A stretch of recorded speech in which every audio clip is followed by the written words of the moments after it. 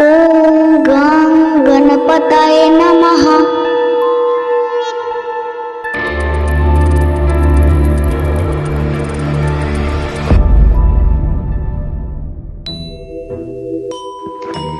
নমস্কার বন্ধুরা, গল্প আড্ডার আসরে আপনাদের সকলকে স্বাগত জানাই। গল্প আড্ডার আসর চ্যানেলটিকে এগিয়ে নিয়ে যাওয়ার জন্য আপনাদের সহযোগিতা একান্ত কাম্য। এই চ্যানেলটি এগিয়ে নিয়ে যাওয়ার জন্য আপনারা অবশ্যই আপনাদের মূল্যবান লাইক, কমেন্ট এবং শেয়ার করবেন এবং চ্যানেলটিকে সাবস্ক্রাইব করবেন।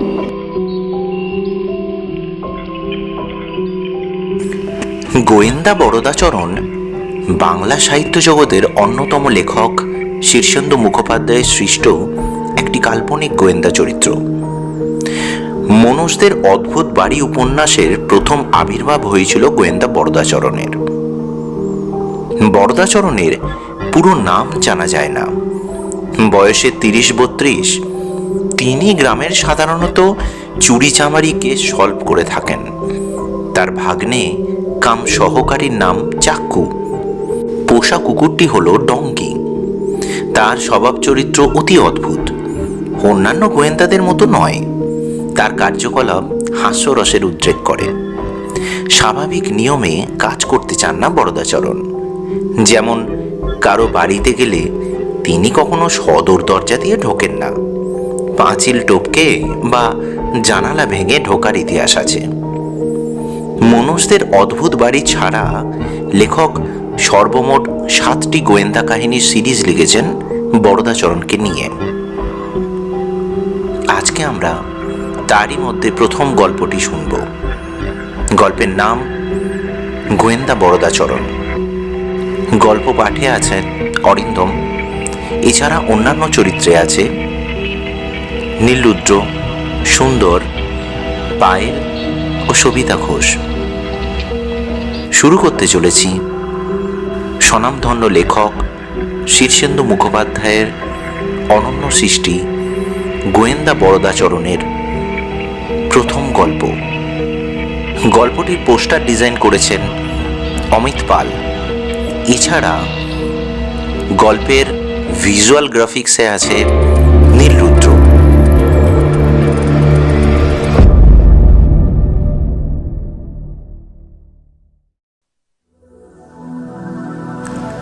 গোয়েন্দা বরদাচরণ একটা লাউ চুরির কেস নিয়ে খুব চিন্তিত ছিলেন।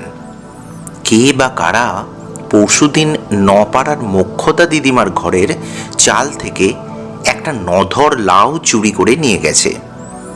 মোক্ষদা দিদিমার নাতি নাড়ুগোপাল বাইরে চাকরি করে। সে বড় লাউয়ের ডাল ভালোবাসে। নাতির জন্য লাউ খুব যত্নে রেখেছিলেন দিদিমা। আজকালের মধ্যেই নাড়ুগোপালের আসার কথা, কিন্তু এর মধ্যেই পরশুদিন লাউটা চুরি গেছে। দিদিমা তো কেঁদে কেটে এসে পড়লেন বরদাচরণের কাছে। ও বাবা বড়দা, আমার লাউ উদ্ধার করে এনে দাও বাবা। সেই থেকে বরদাচরণের ঘুম নেই, খাওয়া নেই। সঙ্গে অ্যাসিস্ট্যান্ট আর কুকুর নিয়ে সারা দিন আতস কাজ হাতে করে মোক্ষদা দিদিমার সারা বাড়ি, ঘরের চাল, পাড়া প্রতিবেশীদের আনাচে কানাচে তন্ন তন্ন করে ক্লু খুঁজছেন। তারপর বাড়ি এসে সারাদিন বসে ভেবেছেন, কাগজে কলমে কি যেন লিখেছেন, আর মাঝে মধ্যে বাবা না, হচ্ছে না, গোছের কথা বলেছেন আপন মনে। বরদাচরণের বয়স 30-32 হবে। বাড়িতে বুড়ি মা আছেন, আর আছে তার অ্যাসিস্ট্যান্ট ভাগ্নে চাক্কু আর পোষা নেড়ি কুত্তা ডঙ্কি। বরদাচরণ কিছু মোটা সোটা মানুষ, ডন বৈঠক করা শরীর। ভাগ্নে চাক্কু রোগা হলেও জুডো জানে। ডঙ্কি কিন্তু খুবই ভালো ঘেউ ঘেউ করতে পারে। চাক্কু এসে বারবার খোঁজ করে যাচ্ছে।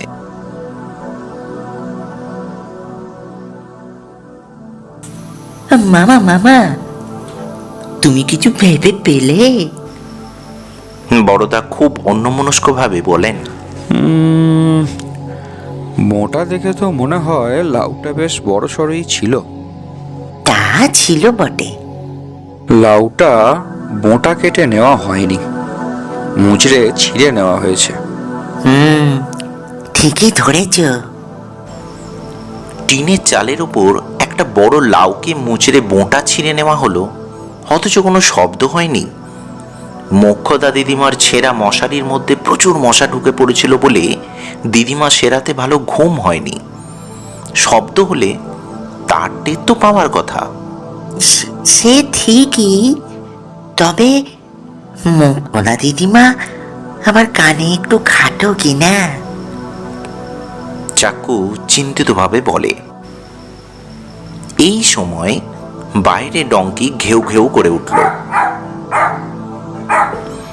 কে একজন চেঁচিয়ে বলে, কুকুর সামলান। চাক্কু তখন ছুটে বাইরে গেল। একটু বাদে একজন বেশ ভালো চেহারার লোক ঘরে ঢুকেই বললেন, বর্দাবাবু, একটা মার্ডার কেস। বরদাচরণ গম্ভীরভাবে তাকে বসতে বলে কেস ডায়েরির খাতাটা টেনে নিয়ে কলম বাগিয়ে বললেন, আপনি ডিটেলস বলুন। আমার পোষা কাকাতুয়া থেকে আজকে সকালে তার দাঁড় থেকে মৃত অবস্থায় ঝুলে দেখতে দেখা গেছে বর্দাবাবু। বরদাচরণ ভ্রু কুঁচকে বললেন, এটা যে অস্বাভাবিক মৃত্যু তা কি করে বুঝলেন? ভদ্রলোক তখন উদ্ভ্রান্ত মুখে বলল, খুবই স্বাভাবিক। পাখিটার প্রতি আমার প্রতিবেশী রামচন্দ্রের অনেক দিনের লোভ। সে প্রায় বলতো, অম্বুজাক্ষ, তোমার কাকাতুয়াটা বড় চমৎকার হরিনাম করে হে। তখন থেকে ওর মতলব আমার ভালো লাগেনি। আজ সকালে পাখিটাকে ঝুলতে দেখে আমি দাঁড়ে রাখা জল আর পাখির খাবার পরীক্ষা করেছি। আমার মনে হচ্ছে জল ও খাবারে বিষ মেশানো আছে। বরদাচরণ ডায়েরি বন্ধ করে উঠলেন। পিস্তলটা ড্রয়ার থেকে বের করে পকেটে ভরলেন। আতস কাঁচ, দড়ি, ক্যামেরা এবং কি ভেবে টেপ রেকর্ডারটাও সঙ্গে নিলেন। চাক্কু এবং ডঙ্কিকেও তৈরি হতে বললেন। তারপর ভদ্রলোকের দিকে চেয়ে বললেন, ও মুজাক্কবাবু, কেসটা অত সরল নাও হতে পারে। রামচন্দ্রবাবুর যেমন মোটিভ থাকতে পারে, আবার কাকাতুয়াটা সুইসাইডও করতে পারে, কিংবা এর পেছনে হয়তো আরো অনেক গভীর চক্রান্ত হয়েছে। বেরোবার সময়ে বরদাচরণের মা ডেকে বললেন, বড়দা, দুটো পান্তা ভাত খেয়ে যাবি না বাবা? কে শোনে কার কথা। বরদাচরণ বেরিয়ে পড়লেন।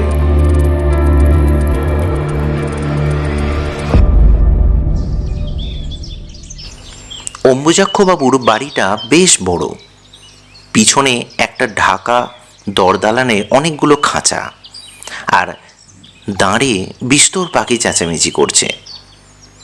বরদাচরণ কাকাতুয়ার দাঁতটা ভালো করে দেখলেন। পাখিটা পায়ে বাঁধা শিকলি থেকে তখনও ঝুলছে। দাঁড়ের দুদিকে দুটি বাটিতে জল আর কাবলি ছোলা। একটা ছোলা তুলে নিয়ে পিছনের উঠোনে ছুঁড়ে দিলেন বরদাচরণ। একটা কাক সঙ্গে সঙ্গে এসে সেটা খেয়ে ফেলল।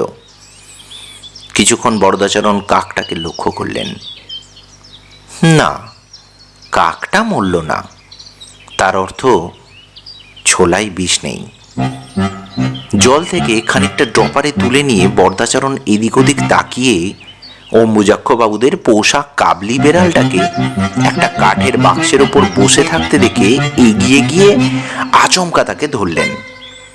অম্বুজাক্ষবাবু হাঁ হাঁ করে এগিয়ে এসে বাধা দেওয়ার আগেই বরদাচরণ বেড়ালকে অদ্ভুত কৌশলে হাঁ করিয়ে ড্রপারে জল তার মুখগহ্বরে ফেলে দিলেন। বিড়ালটা বার কয়েক খুব আপত্তিকর শব্দ করলো বটে, কিন্তু মরল না। বরদাচরণ গম্ভীরভাবে বললেন,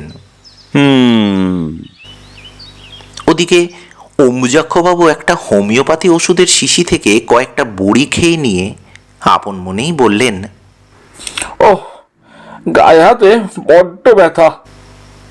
ওদিকে চাক্কু ডঙ্কির বকলেস ধরে বাড়ির চারদিকে ঘুরে ঘুরে ক্লু খুঁজছিল।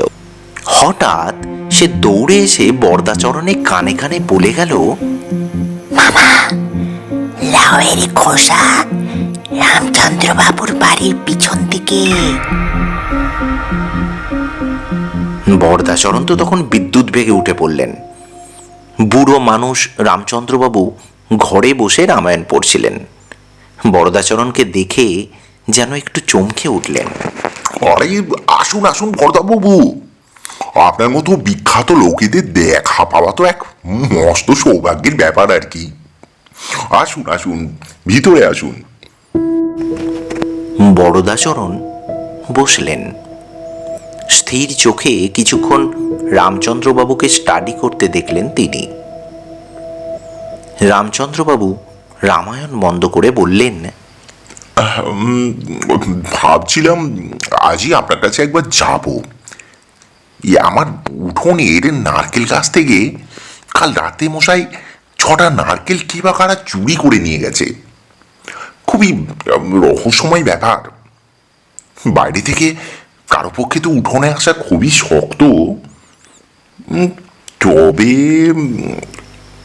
বলে রামচন্দ্রবাবু খুবই ইঙ্গিতপূর্ণভাবে চুপ করে গেলেন। বরদাচরণ ডায়েরিতে কেসটা লিখে নিতে নিতে বললেন, আপনি কিছু গোপন করবেন না রামচন্দ্রবাবু। না না, গোপন করে তো লাভ নেই আর কি। আপনার চোখকে কি আর ফাঁকি দেওয়া সম্ভব? বলেই ফেলি তাহলে। এই পাশের বাড়ির অম্বুজাটা মহান নারকেল খোর মশাই। ওই দুবেলা নারকেল খায়, বড়া করে খাচ্ছে, নাড়ু বানিয়ে খাচ্ছে, মুড়ি দিয়ে খাচ্ছে। অমন নারকেল খেতে আমি কাউকে দেখিনি বাবু। প্রায় সময়ই আমাকে বলে, রামচন্দ্র বাবু আপনার গাছে কিন্তু বিস্তর নারকেল হয়েছে দেখছি। মশাই, আমার সন্দেহ ওই কাল রাতে আর কি ওই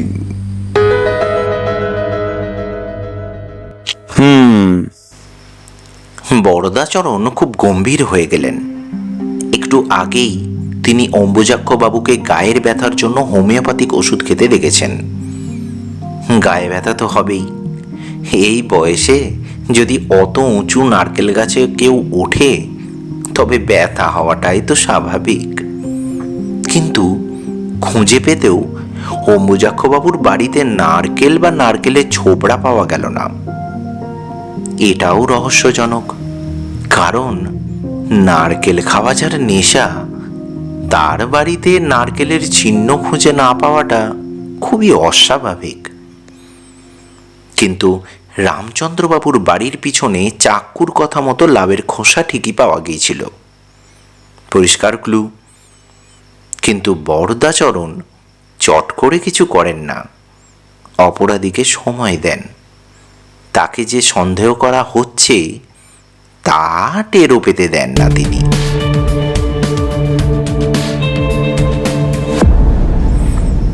মোক্ষদা দিদিমাকে লাউয়ের ব্যাপারে আরো কয়েকটা প্রশ্ন করবেন বলে বরদাচরণ ভর দুপুরে দিদিমার কাছে এলেন। প্রশ্নগুলো এরকম ছিল: লাউয়ের রংটা কিরকম ছিল, গাঢ় সবুজ না সাদাটে? লাউয়ের গায়ে এক জায়গায় একটা পোকার গর্ত ছিল কিনা? বোঁটার কাছে এক জায়গায় একটা নোক বসানোর দাগও পাওয়া যাচ্ছে। রামচন্দ্রবাবুর বাড়ির পিছনে আস্তাকুর থেকে সব কটা লাউয়ের খোসা কুড়িয়ে এনে বরদাচরণ তার মধ্যে এইসব অকাট্য চিহ্ন দেখতে পেয়েছেন। যখন মোক্ষদা দিদিমাকে জেরা করছিলেন বরদাচরণ, তখনই হঠাৎ চাক্কু এসে চুপি চুপি কানে কানে খবর দিয়ে গেল, মামা, ওই মুখ্যদা দিদিমার ভাড়ার ঘরে 1 বস্তা নারকেলের চোপড়া আর 6টা খোসা ছাড়ানো নারকেলও আছে। অমনি মাথাটা ঘুরে গেল বরদাচরণের। কেসগুলো তো খুব জড়িয়ে যাচ্ছে, অসম্ভব জটিল হয়ে উঠেছে। মোক্ষদা দিদিমার বাড়িতে নারকেল গাছ নেই, তবে ছোবড়া বা নারকেল আসে কোত্থেকে? ওদিকে রামচন্দ্রবাবুর বাড়ির চুরি যাওয়া নারকেল অম্বুজাক্ষ বাবুর বাড়িতে পাওয়া যায়নি। নারকেলের সংখ্যাটাও আশ্চর্যজনকভাবে মিলে যাচ্ছে। ভাবতে ভাবতে বরদাচরণ উঠে পড়েন। পকেট থেকে পিস্তলটা বের করে দেখে নেন 6টা চেম্বারই গুলি ভর্তি আছে কিনা। আছে। রাস্তায় পা দিতেই একটা গাড়ি সামনে ঘ্যাঁস করে থামল। গাড়ির ভিতরে একজন সম্ভ্রান্ত ভদ্রলোক।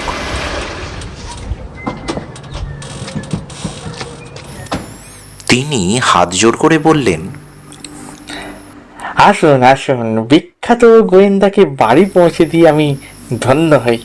বরদাচরণ উঠলেন। চাক্কু আর ডঙ্কিও উঠল সামনের সিটে। অচেনা ভদ্রলোক গলা নিচু করে বরদাচরণকে বললেন, একটা খুবই রহস্যময় কাণ্ড ঘটে গেছে। কাল আমার একটা বুড়ো কাকাতুয়া মারা গেছে। খুবই প্রিয় পাখি ছিল আমার।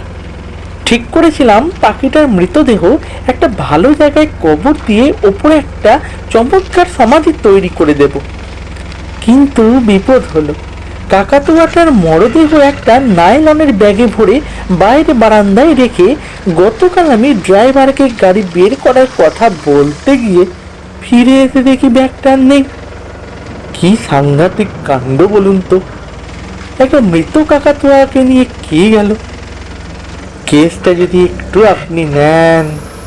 বরদাচরণ সবই টুকে নেন ডায়েরিতে। গম্ভীরভাবে বললেন, আচ্ছা, কাকাতুয়ার কেস দুটো হলো তাহলে। বলে দুশ্চিন্তিত বরদাচরণ বাড়ির সামনে নেমে গেলেন।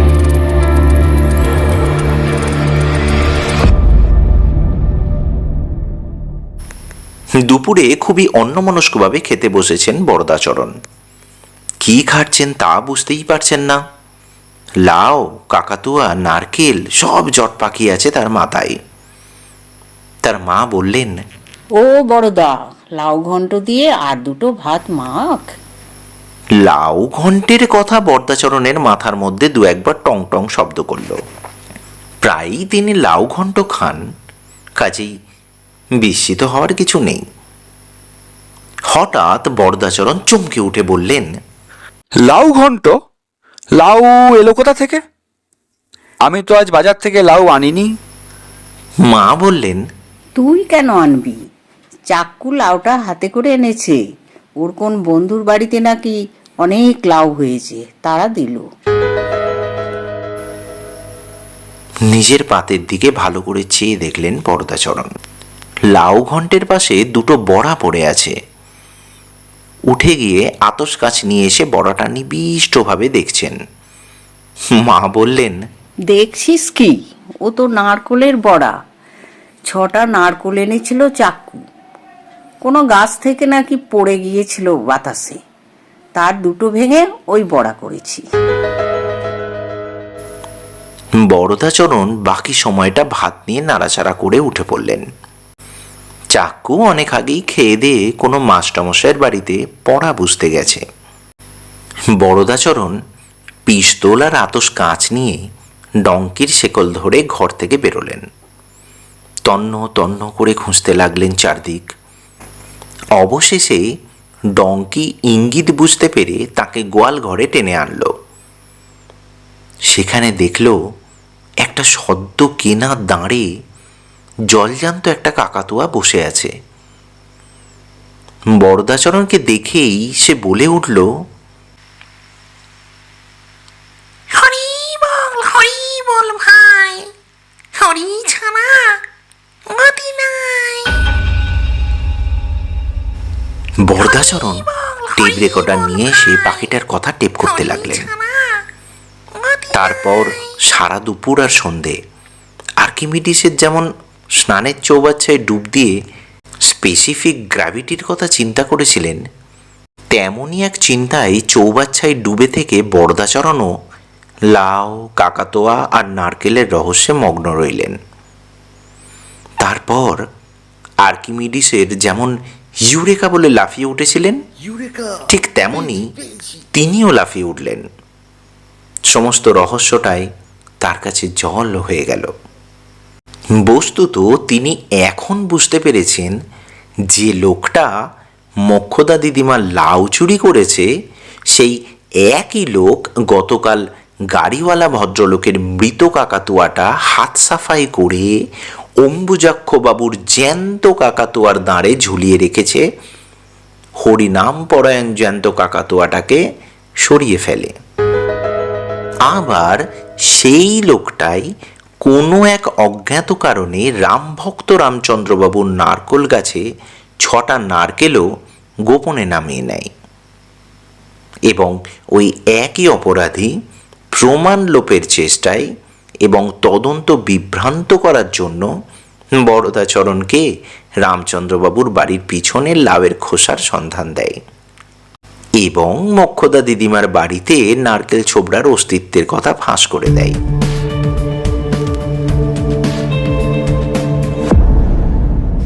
বেশ রাত হয়েছে, সবাই ঘুমিয়ে পড়েছে। বরদাচরণ পিস্তল হাতে নিয়ে চুপি সারে পাশের ঘরে এসে অন্ধকারে চেয়ে রইলেন। আবছায় দেখা যাচ্ছে দিদিমার বুক ঘেঁষে শুয়ে রয়েছে চাক্কু, ঘুমাচ্ছে। একটা দীর্ঘ শ্বাস ফেললেন গোয়েন্দা বরদাচরণ। না, এক্ষুনি তিনি কিছু করবেন না। অপরাধীকে তিনি সবসময় আরও সুযোগ দেন, তাতে অপরাধীকে যে সন্দেহ করা হচ্ছে তা সে বুঝতে পারে না এবং এইভাবেই সে একদিন নিজের অপরাধে জালে ধরা পড়ে যায়। পিস্তল নামিয়ে গোয়েন্দা বরদাচরণ ফিরে এলেন নিজের ঘরে। তিনি এখন নিশ্চিতভাবে জেনে গেছেন কে অপরাধী। অপরাধী আর কেউ নয়, অপরাধী হলো কি শ্রোতা বন্ধুরা, তোমরা বলো অপরাধী কে?